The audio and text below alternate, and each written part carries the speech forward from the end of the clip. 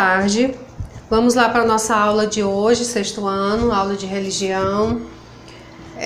Vocês não têm o livro, né? Nós sabemos disso, que nós acompanhamos as aulas pela Xerox, mas nesse momento não tem como, né? A gente acompanhar pela Xerox.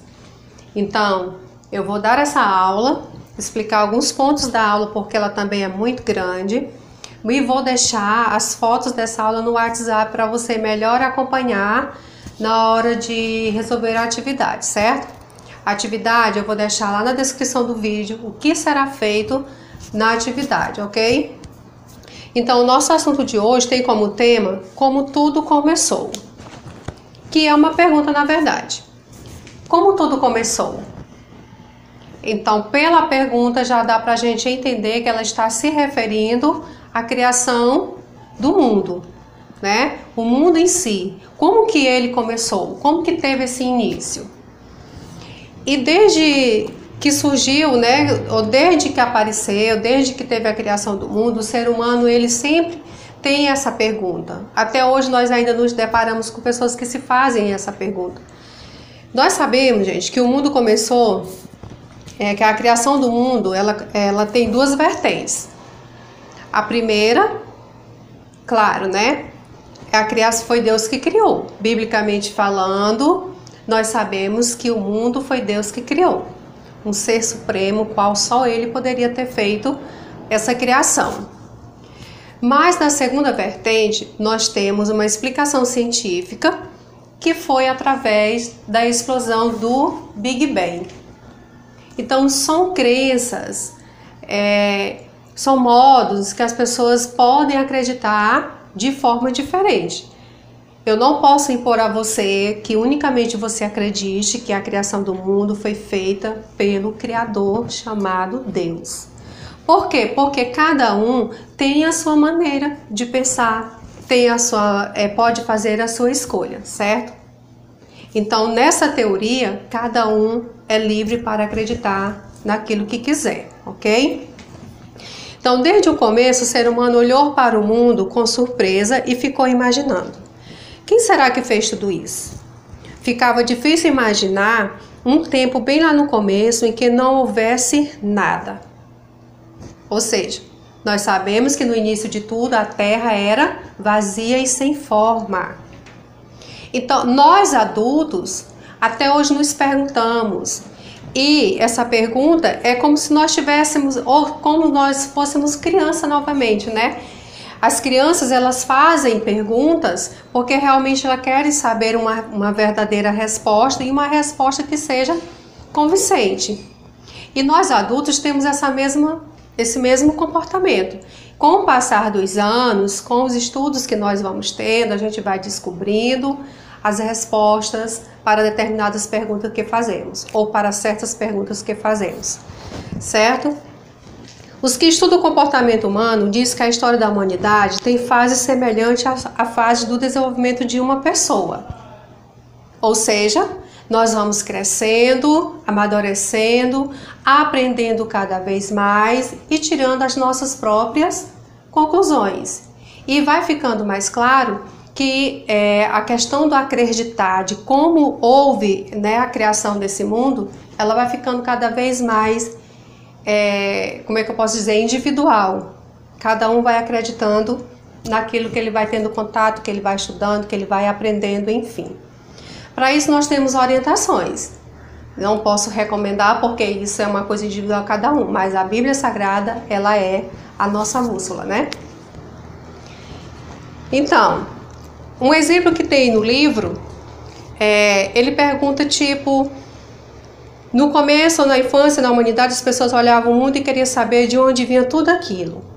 E assim que fazem as crianças. E ele faz a pergunta.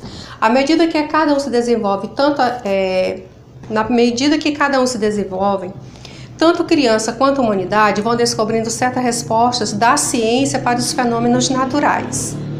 Ou seja, tem perguntas que nós encontramos as respostas nítidas. Por exemplo, como veio a chuva? Antigamente, nós não sabíamos explicar como que surgia a chuva, porque realmente ela passar pelo processo científico, né? A ciência ela vai explicar os acontecimentos dos fenômenos, o que acontece lá na natureza para a gente ter essa chuva. Cientificamente explicando, a ciência ela mostra, né, como é que faz esse processo para termos a chuva.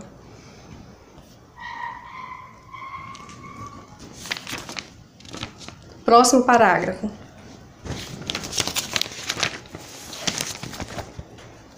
Os povos antigos não sabiam que hoje a astronomia nos ensina, mas percebiam que a existência da Terra e do que viam no céu exigia uma explicação.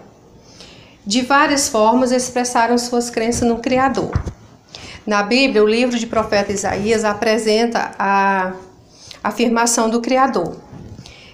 Isaías 45, de 12 a 18, ele retrata, né? Ou seja, ele conta toda a história, como aconteceu, quem foi esse Criador e o que ele fez. Só uma pequena parte.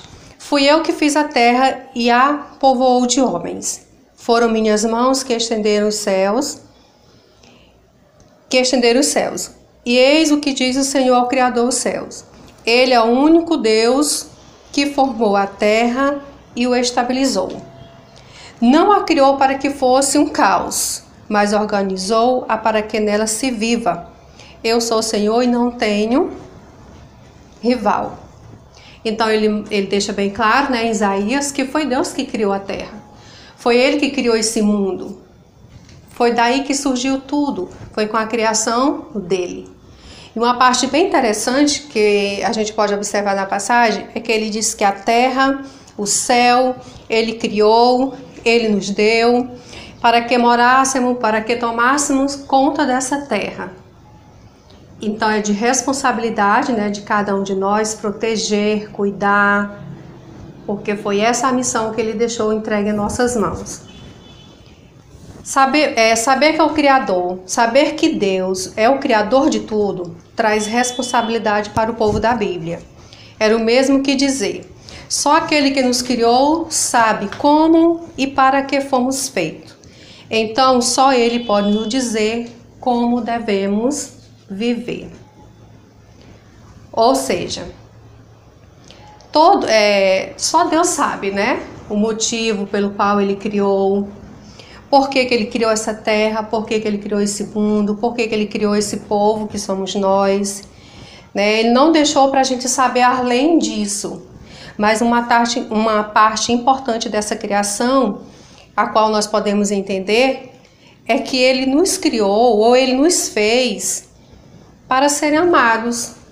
E também o nosso destino, né, o nosso viver, somente Ele sabe para quê, como será. E isso é entregue, ou seja, isso só pertence a Ele. Ele nos criou, colocou nesse mundo perfeito. Como diz a história, né? Fomos colocados em um jardim, enfim, tudo.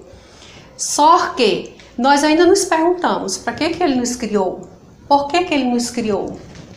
E nós acabamos de ver que essa finalidade, ou seja, essa resposta para essa pergunta, só pertence somente a Ele, né? A ciência e a fé não são opostas. Nem se precisa escolher entre uma ou outra. Mas é preciso entender que são dois modos diferentes de falar. A ciência descreve os fenômenos do jeito como consegue perceber. E as religiões falam do significado da vida, diz um cientista. Então, o que a gente acabou de observar, a ciência e a fé não são opostas. Cada uma explica algo diferente, explica a mesma coisa com visões diferentes, né? Então, dentro da ciência, o cientista ele vai explicar a criação do mundo todo dentro do modo científico. Dentro da religião, é como eu já falei, nós vamos explicar naquilo que nós temos conhecimento, biblicamente falando, até porque nós nos orientamos pela Bíblia Sagrada, que é uma fonte, né, da qual nós temos como informação dessa criação.